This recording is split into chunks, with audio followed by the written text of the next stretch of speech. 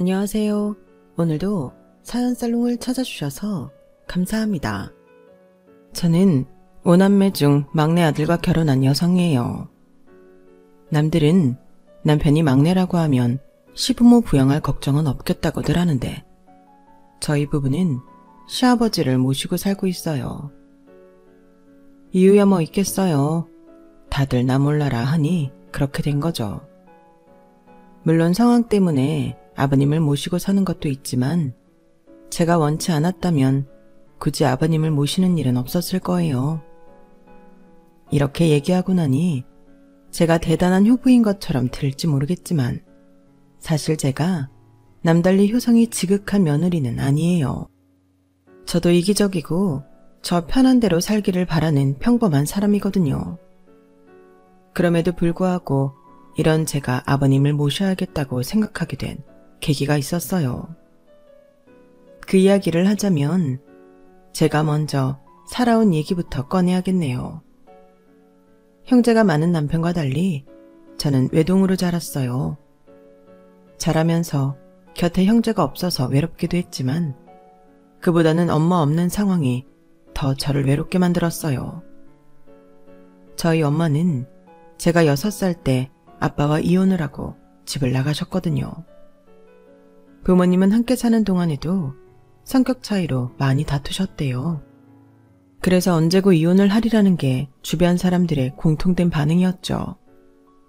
대부분의 엄마들이 이혼할 때 자식을 데려가겠다고 소송까지 불사하는 것과 달리 저희 엄마는 처음부터 저를 아빠한테 맡으라고 하셨대요. 어린 제가 엄마의 새로운 출발에 걸림돌이 된다고 생각하셨던 거죠. 그래서 저는 어릴 때부터 아빠와 둘이 살게 되었어요. 어린 딸과 함께 살아가기 위해 직장을 다녀야 했던 아빠는 회사에서 일하는 동안 저를 근처에 사는 고모한테 맡기셨어요. 그래서 제 어린 시절 사진을 보면 온통 고모 집에서 찍은 사진들 뿐이죠. 그렇다고 고모가 자식 없이 사는 분은 아니었어요. 고모한테는 자식이 셋이나 있었거든요. 고모 집에는 언니, 오빠, 그리고 저와 동갑인 사촌들이 있었어요. 그래서 처음엔 아빠가 고모 집에 저를 맡길 생각을 하지도 않으셨어요. 그런데 오히려 고모가 아빠를 설득해 저를 돌봐주시게 된 거예요. 얘, 주변에 가족이 없는 것도 아니고 고모인 내가 엎어지면 코 닿을 때 살고 있는데 왜 애를 돈 주고 남한테 맡기니? 그럴 돈 있으면 차라리 나한테 줘. 아무렴 피부치가 낫지. 남이 낫겠니? 우리 집엔 정윤이 또래 사촌들도 있으니 애도 정부치기 훨씬 쉬울 거야. 애 새 키우는 거나 내 키우는 거나 다를 것도 없으니까 아무 걱정 말고 우리 집으로 보내. 아무리 고모가 그렇게 말을 했다고 해도 아빠는 탐탁지가 않았던 모양이에요. 사실 그렇잖아요. 이미 애가 셋이나 되는데 어린 조카까지 돌보는 게 사실 쉬운 일은 아니잖아요. 하지만 고모가 워낙 강경하게 저를 맡아 돌보겠다고 하는 바람에 아빠도 더는 뿌리칠 수만은 없었어요. 게다가 고모 말대로 사촌들 무리에 섞여 자라다 보면 외로움도 덜 탈 것 같아 보였으니까요. 그렇게 저는 아빠가 출근해서 퇴근할 때까지 고모 집에서 지내게 되었어요. 아빠는 어린 나이에 엄마와 떨어져 살게 된 제가 안쓰러워서 외롭지 않게 사촌들 사이에서 뛰어놀라고 고모 댁에 보내신 거겠지만 아빠의 바람과 달리 실상은 전혀 달랐어요. 저는 고모 집에서 사촌들과 함께 지내면서 오히려 더 외로움을 느껴야 했거든요. 아무래도 한 배에서 나고 자란 형제들이라 그런지 자기들끼리는 잘 뭉쳤지만 저는 늘 외부인 취급이었거든요. 저희 아빠가 사주신 간식도 사촌들은 저만 빼고 자기들끼리만 먹었고 놀이를 할 때도 늘 저만 술래를 시키곤 했어요. 고모는 집안 살림을 하면서 애를 넷이나 돌봐야 하니 그런 세세한 상황까지는 알아차리지 못하셨죠. 생각해보면 알고도 방치했는지도 모르겠지만요. 특히 사촌들 중 저와 동갑인 현진이는 저를 얼마나 괴롭혔나 몰라요. 혹시라도 저한테 자기 언니랑 오빠를 뺏길까봐 유별나게 여우짓을 했거든요. 제가 하지도 않은 말도 거짓말로 꾸며 떠벌리고 언니랑 오빠가 저한테 조금만 관심을 보여도 빽빽 울고 난리를 치기 일쑤였어요. 그럴 때마다 고모는 저를 위한답시고 이런 말을 하셨죠. 현진아, 네가 좀 참아. 정윤이는 불쌍한 애잖아. 어린 게 엄마도 없이 지내는 게 얼마나 불쌍하니? 너는 언니도 있고 오빠도 있고 이렇게 엄마도 있잖아. 불쌍한 사람을 보면 도와줄 줄 아는 사람이 돼야 하는 거야.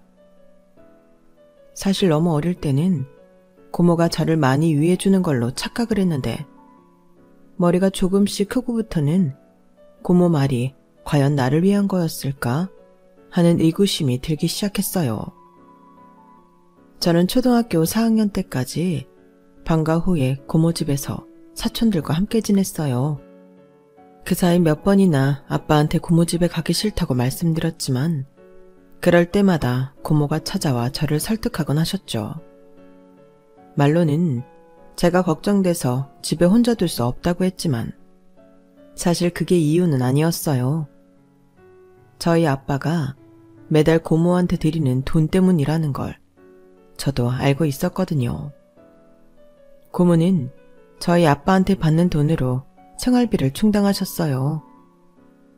사촌 언니 피아노 학원비도 그 돈으로 내고 식비도 그 돈에서 충당하고 있다는 걸 저도 알고 있었거든요. 그걸 알게 된 건 제가 초등학교 2학년 때였어요. 고모랑 고모부가 돈 얘기하는 걸 들어버렸거든요. 아마 고모랑 고모부는 제가 잠들어 있는 줄 아셨을 거예요. 그러니 서슴지 않고 그런 말들을 쏟아내셨을 테죠. 아니, 무슨 돈이 필요하다고 그래? 처남이 지훈이 봐준다고 매달 돈 주잖아.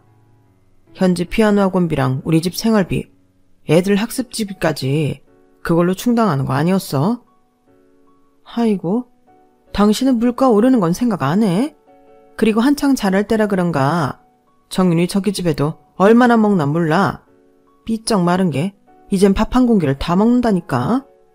엊그제는 우리 애들 먹일 간식 숨겨놓은 것도 귀신같이 찾아내선 달라고 그러더라니까. 상훈이한테 돈을 더 달라고 하든지 해야지 원. 남는 게 하나도 없어. 우리 뭐 흙퍼다가 지 키워주는 줄 아나? 평소 고모가 입버릇처럼 살찐다고 타박하며 못 먹게 하던 게 나를 위한 게 아니라 식비 나가는 게 아까워 그랬다는 걸 알게 된 이후로는 고모 집에서는 밥도 잘 안 먹고 간식도 일절 입에 안 댔어요. 그리곤 집에 돌아와 아빠한테 치킨이며 피자 같은 걸 사달라고 해서 먹곤 했죠. 그런 제가 의아했던 아빠는 껄껄 웃으시며 그러시더라고요. 우리 정윤이가 키가 크려고 그러나? 잘 먹네. 그래, 많이 먹어야 쑥쑥 자라지. 뭐 더 먹고 싶은 건 없어? 아빠, 그것보다 나 고모 집에 안 가면 안 돼? 고모 집에 가기 싫어. 고모가 나 밥 많이 먹는다고 맨날 뭐라고 한단 말이야. 나 그냥 집에 있을래. 아니면 학원에 다니면 되잖아. 아빠, 나 고모 집에 안 가고 싶어. 이 말은 고모 귀에까지 들어가게 됐고 하루는 고모가 제게 그러더라고요. 이래서 검은 머리 짐승은 거두는 게 아니라고 하는가 보다. 내가 널 얼마나 애지중지 키웠는데 살찔까봐 밥 좀 적게 먹으라고 했다고 네 아빠한테 날 그런 식으로 말하니? 얘따 다 처먹어라. 네 좋아하는 밥 고봉으로 펐으니까. 고모는 마치 시위라도 하듯 제 밥만 산더미처럼 쌓아서 주셨어요. 그러면서 밥알 한 톨이라도 남기면 가만 안 둔다고 엄포를 놓더라고요. 그날 고모 집에서 그 많은 밥을 꾸역꾸역 먹은 저는 결국 급체를 했고 새벽녘에 응급실에 가야만 했어요. 그 일을 계기로 저는 더 이상 고모 집에 가지 않게 되었어요. 당연히 아빠가 고모 집에 들이던 제 돌봄비도 끊기게 되었고요. 그러자 고모는 저희 집에 발길을 뚝 끊고 길에서 저랑 마주쳐도 못 본 채 지나가시더라고요. 사촌들도 학교에서 마주치면 저를 째려보거나 욕을 하기 일쑤였죠. 그래도 고모 집에서 눈칫밥 먹고 사는 것보다는 훨씬 낫다 싶었어요. 고모 집에 안 가게 된 이후로 저는 학원을 하나 더 다니게 되었어요. 집 앞에 있는 화실이었는데 중고등학생 언니 오빠들이 주로 다니는 곳이었어요. 초등학생은 저뿐이었지만 그래서 언니 오빠들이 많이 귀여워해 주었죠. 제가 좋아하는 그림도 실컷 그리고 사람들 눈치도 볼 필요가 없어서 좋더라고요. 비록 아빠 퇴근 시간까지 집에 혼자 있을 수 없어서 다니게 된 화실이었지만 덕분에 저는 제 적성을 찾게 되었고 중학교에 들어가서는 본격적으로 예고 입시 미술을 시작하게 되었어요.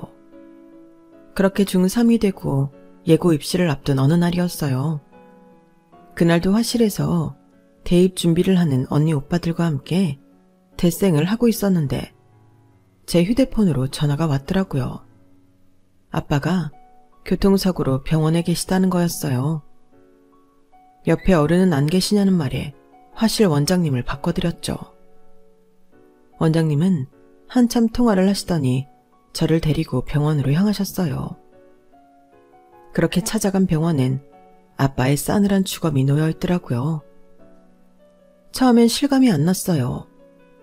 아빠가 돌아가셨다는 것도 그렇고 제가 고아가 됐다는 사실도요. 그저 이 상황을 벗어나고 싶다는 생각뿐이었어요. 그때 원장님이 그러시더라고요.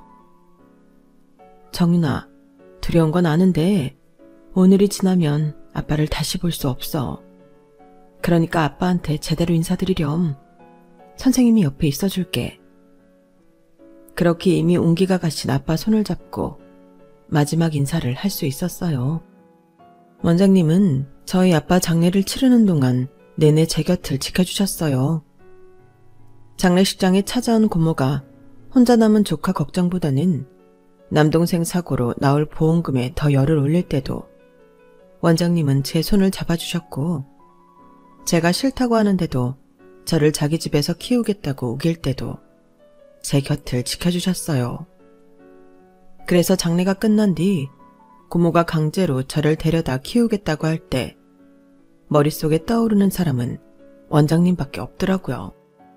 그래서 화실로 달려가 고모가 원하는 건 아빠가 남긴 재산과 보험금이라는 걸 뻔히 알기 때문에 그 집에 가기 싫다고 울면서 말씀드렸어요. 솔직히 남의 집 일에 끼어드는 게 쉬운 일은 아니잖아요. 그런데도 원장님은 그 귀찮은 일을 마다 않고 해주셨고 덕분에 저는 고모 집에 가지 않을 수 있었어요. 화실 원장의 보호를 받으면서요. 사실 여기에는 꽤 복잡한 일이 있었는데 간단하게 정리하자면 이랬어요. 서류상 제가 고아는 아니었잖아요. 어쨌거나 엄마가 살아계셨으니까요.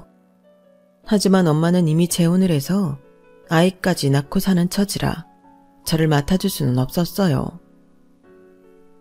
제가 정윤이를 낳은 건 맞지만 얘 아빠랑 헤어진 지도 한참 됐고 난 이미 가정도 있는 사람이에요. 지금 남편은 나한테 딸이 있었다는 것도 모른다고요. 난 정윤이 못 맡으니까 그렇게 아세요. 정윤이 너도 나한테 정 없잖아. 이제 와서 엄마랑 살겠다고 온 게 난 정말 이해가 안 간다? 그러자 원장님이 입술을 부르르 떨며 말했어요. 정윤이 어머니, 뭔가 착각하시는 모양인데 정윤이가 어머님이랑 살겠다고 온 거 아니에요. 정윤이는 저랑 살 거예요. 우리가 오늘 어머님을 뵙자고 한 건 제가 정윤이 후견인이 되는 걸 허락해달라고 부탁드리러 온 거라고요. 말씀하시는 걸 들어보니 오길 잘한 것 같네요. 적어도 어머님이 친권을 앞세워 정윤이를 데려가실 일은 없는 것 같으니까요. 그제 엄마는 얼굴에 화색이 돌더라고요. 그리고 이전과는 달리 유순하게 원장님을 제 후견인으로 지정하는 걸 동의해 주셨어요. 엄마를 만나고 돌아오는 길에 원장님은 제 눈치를 살피셨어요. 아마도 제가 상처를 받지 않았을까 걱정을 하셨던 것 같은데 저는 전혀 그러지 않았어요. 이렇게라도 엄마랑 확실히 마음 정리를 할 수 있어서 다행이라고 생각했으니까요. 저 역시 나를 버리고 떠난 엄마와 함께 살 생각은 없었거든요. 다만 마음 깊은 곳에 미련이 조금 남아 있었는데 그걸 엄마 손으로 끊어준 거였죠. 덕분에 저는 내가 고아라는 사실을 순순히 받아들일 수 있었어요. 제 후견인이 되어준 원장님은 아직 미혼이라서 부모님과 함께 살고 있었어요. 처음엔 저를 데리고 원장님 본가로 들어갈까도 생각하셨는데 그러면 제가 불편할 거라고 원장님이 거처를 저희 집으로 옮겨와 저와 함께 살게 되었죠. 다행히 저희 집이 화실 앞에 있어서 이동 시간도 안 걸리고 좋다고 하시며 저를 안심시켜 주시면서요. 예고 입시를 놓친 저는 3년간 화실을 다니며 미대에 진학하게 되었어요. 제가 성인이 되자 그제야 원장님은 그동안 저 때문에 미뤄두었던 결혼을 하셨고요. 지금도 그때 인연으로 원장님과는 자주 만나고 있어요. 제게는 제2의 부모 같은 분이니까 어버이날마다 찾아가 장난처럼 엄마라고 부르기도 하는데요. 그럴 때마다 원장님은 질색을 하세요. 얘, 내가 나이가 몇인데 너처럼 큰딸이 있다는 거니? 징그러워 얘. 너나 나나 같이 늙어가는 처진데 엄마는 무슨. 그냥 이모라고 해. 제 이모를 자청한 원장님은 제 결혼식 때 혼조석에 앉아주셨어요. 그래놓고도 곧 죽어도 엄마는 아니라고 질색을 하시죠. 평탄치 않은 유년 시절을 보내며 많이 외롭게 자란 저였기에 지금의 제 남편을 만난 건지도 몰라요. 남편은 5남매 중 막내라서 늘 북적이며 살아왔고 그래서인지 직장 내에서도 사람들과 잘 융화되는 사람이었거든요. 다른 사람에게 경계심을 가지는 저와는 완전 다른 사람이었죠. 그래서 남편이랑 있으면 편하고 저도 모르게 기대게 됐는지도 몰라요. 남편은 저랑 회사 입사 동기였지만 남편이 재학 중에 군대를 다녀왔기 때문에 저보다는 2살이 많았어요. 꼴랑 2살 차이였지만 그래도 오빠라고 남편은 신입 시절부터 저를 많이 챙겨주었어요. 하도 잘 챙기길래 저는 또 남편이 맏아들이 아닐까 생각했는데 5남매 중 막내라고 해서 깜짝 놀랐다니까요. 그런데 결혼을 하고 보니 남편이 왜 이런 성격을 가지게 됐는지 단번에 알겠더라고요. 형 누나들이 너무 이기적인 인간들이라서 남편이 늘 양보하고 손해보며 살았던 거예요. 다른 집들은 손이 형제가 동생을 돌보기 마련인데 제 시댁은 아니더라고요. 다들 어떻게든 아버님한테 잘 보여서 돈 뜯어가는 일에만 혈안이 되어 있었거든요. 그때만 형이라는 걸 앞세우거나 누나라는 걸 앞세워 동생들 목까지 차지하려고 기를 쓰더라고요. 저희가 결혼할 때도 저희 집안 사정을 두고 한 소리 할 법도 했는데 아무도 뭐라고 안 했어요. 처음엔 사람들이 이런 쪽으론 유한가 보다 했는데 그게 아니더라고요. 그냥 동생 일에 관심이 없었던 거예요. 저야 뭐 다행이었지만 한편으로는 형제들한테 아무런 관심을 받지 못하는 남편이 안 됐다는 생각도 들더라고요.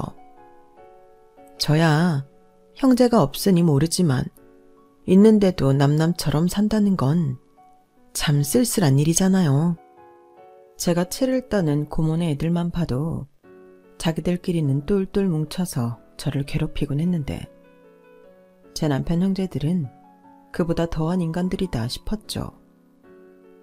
저희 시아버님은 8년 전 아내와 사별하고 혼자 지내고 계셨는데 워낙 깐깐하고 깔끔한 분이시라서 남자 혼자 사는 집인데도 먼지 한 톨 없을 정도였어요.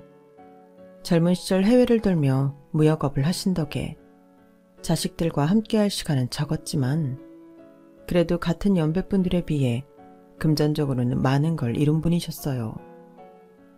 퇴직 후에는 구청에서 하는 교육센터에서 서예도 배우시고 에세이 같은 글도 쓰곤 하셨어요.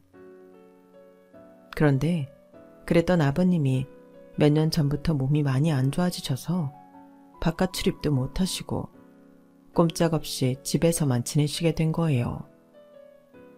가끔 시댁에 찾아가 보면 예전과 달리 선반에 먼지도 쌓여 있고 냉장고 정리도 제대로 안 되어 있더라고요. 그동안 벌어놓은 돈이 꽤 있으셔서 가사 도우미 정도는 쓰실 줄 알았는데 아니었던 모양이더라고요.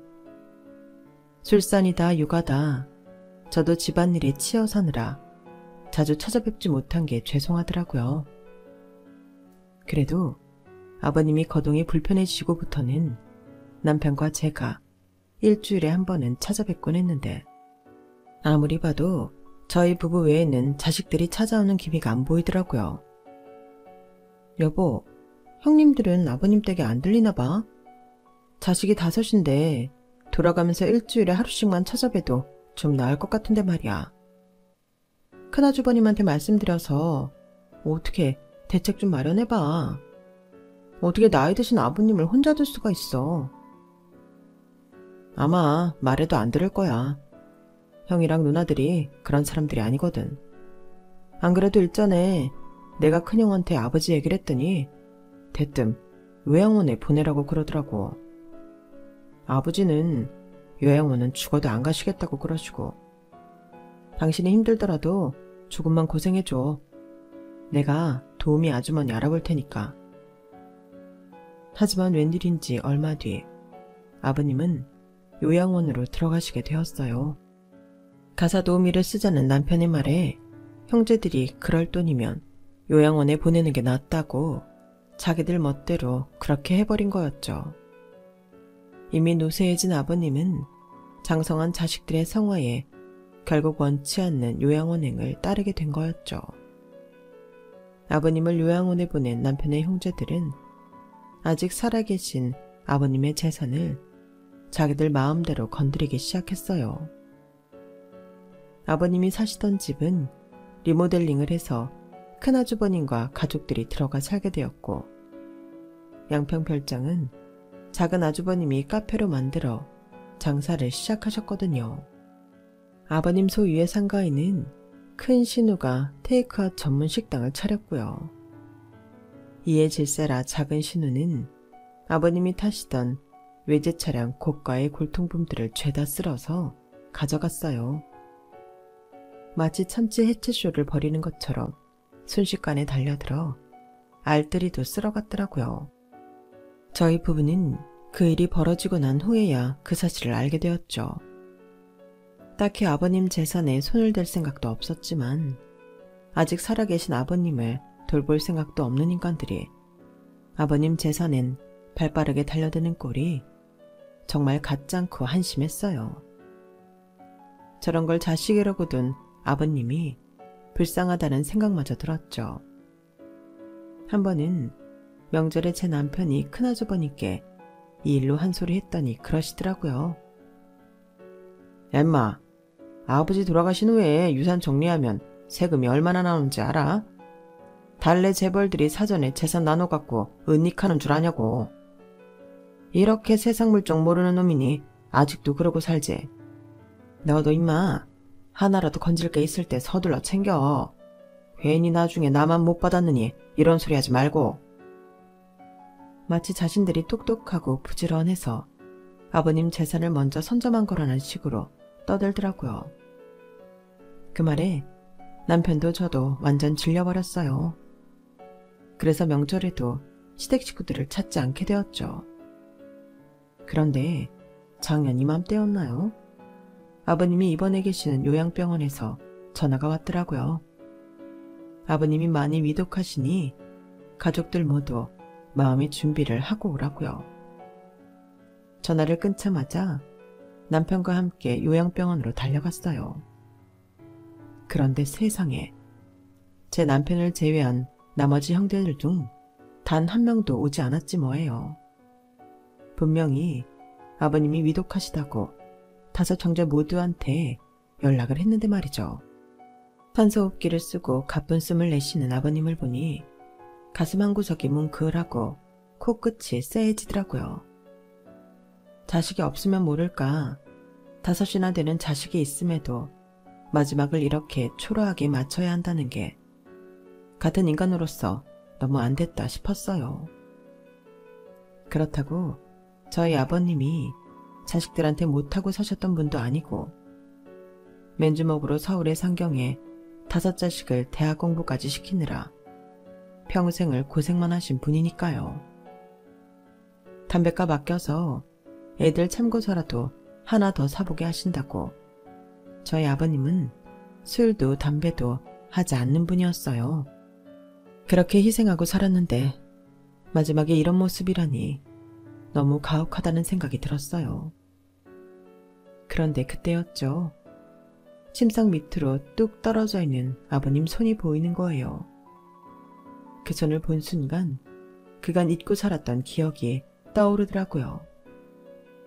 저희 아빠의 주검을 확인하던 그 순간이요. 교통사고로 상처가 심해 얼굴은 볼 수 없었지만 침상 밑으로 흘러내린 아빠 손은 잡아볼 수 있었거든요. 이미 식어버린 아빠 손을 잡고 마지막 인사를 했던 그때가 떠올라 저도 모르게 눈물을 흘렸어요.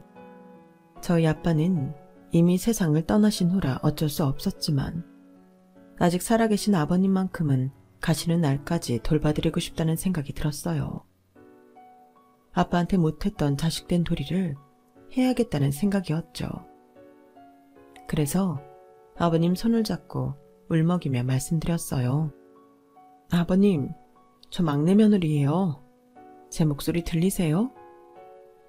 제가 아빠도 일찍여이고 엄마한테는 버려진 채 남의 손에 자란 거 아버님도 아시죠?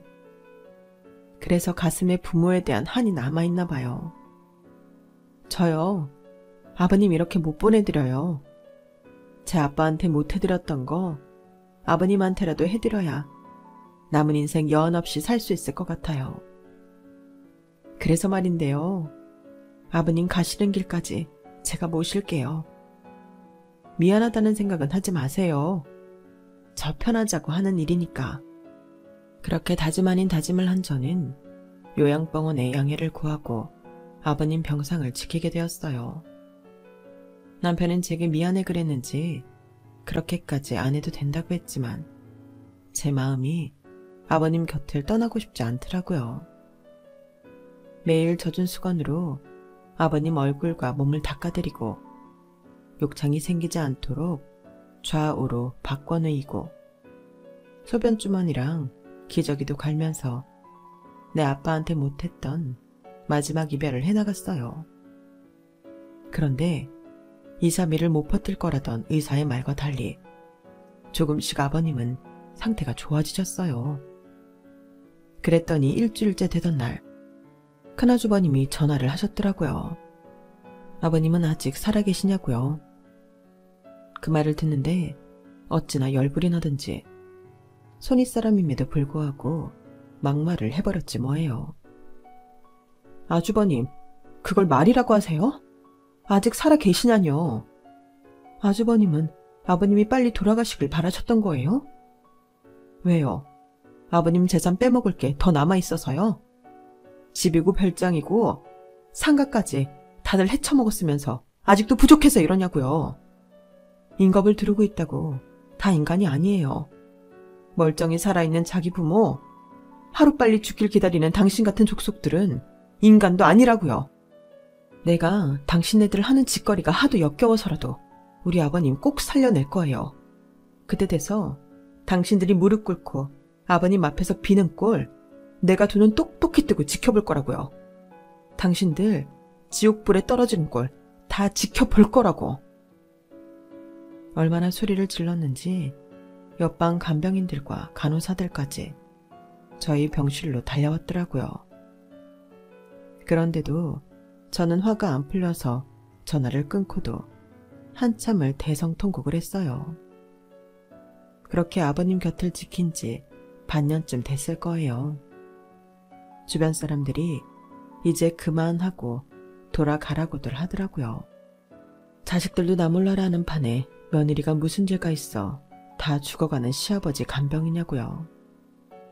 사실 저도 그때는 몸도 마음도 많이 지쳐있던 참이었어요. 남편과 교대로 병상을 지키고는 있지만 살림도 하고 애도 키우고 아버님 병수발까지 들려니 몸이 말이 아니게 축이 났거든요. 끝이 안 보이는 간병에 정신적으로도 많이 힘들었고요. 그래서 마음이 해이해진 순간이었는데 그때 기적 같은 일이 벌어진 거예요.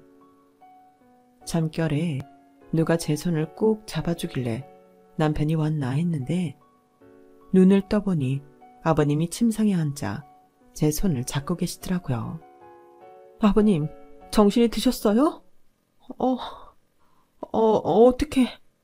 아버님, 잠깐 기다리세요. 의사 불러올게요. 너무 놀라서 우왕좌왕하던 저는 배를 몇 번이나 눌러댔어요. 산소호흡기를 낀 채 누워만 계시던 아버님이 멀쩡한 사람처럼 앉아서 저를 보시는데 어떻게 안 놀랄 수가 있겠어요. 널스코를 받고 온 간호사는 아버님의 상태를 보고는 저처럼 놀라더니 당장 의사를 불러왔고 그 길로 대형 병원으로 이송을 해 재검을 하게 됐어요. 모든 수치들이 정상에 가깝게 돌아와 있더라고요.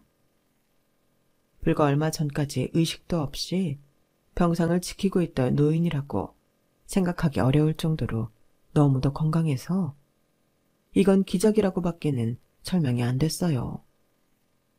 대형 병원에서 며칠 안정을 취한 뒤 아버님은 퇴원을 하게 되었어요.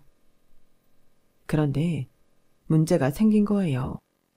아버님 댁을 큰아주버님이 무단으로 리모델링해 살고 있었기 때문에 아버님이 가실 곳이 없었던 거죠.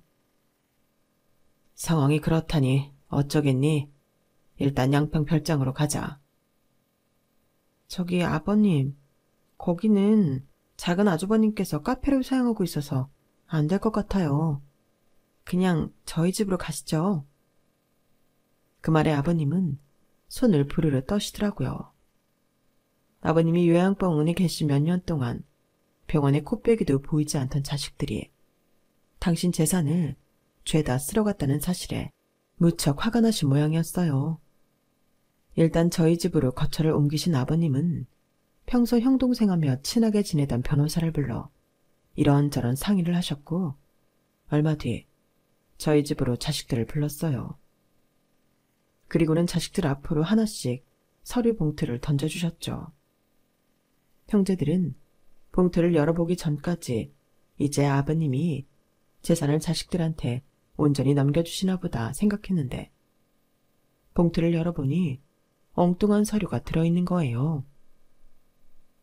서류를 봤으니 다들 알겠지? 그건 그간 나 몰래 네 놈들이 내 재산에 손을 댄 것에 대한 죄값이다. 함부로 내 집을 점거하고 불법 리모델링까지 한 큰애는 복구 비용과 그간 내 집을 불법으로 점거한 거에 대한 비용을 내거라. 그리고 둘째 너도 양평 별장을 원상태로 복구시켜 놓고 그간 불법으로 점거한 비용 및 거기서 얻은 수익의 절반을 가져와. 혜정이는 이번 주 내로 상가를 비우고 그간 불법으로 취득한 수익금에서 인건비를 뺀 금액을 내 계좌로 송금해라. 니들이 내 자식이긴 하나 병든 부모 부양에 어떠한 책임도 지지 않았잖니? 그러니 앞으로도 내 재산에는 관심도 두지 말고 어떠한 권리도 내세울 생각 말아라.